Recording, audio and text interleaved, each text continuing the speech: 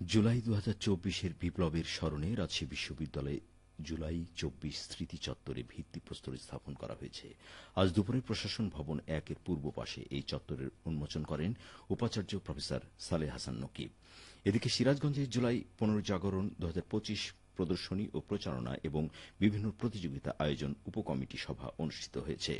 আজ দুপুরে জেলা প্রশাসকের কার্যালয়ে অতিরিক্ত জেলা প্রশাসকের কক্ষে সভাটি অনুষ্ঠিত হয়। সভায় সভাপতিত্ব করেন অতিরিক্ত জেলা প্রশাসক শিক্ষা ও আইসিটি রোজিনা আক্তার।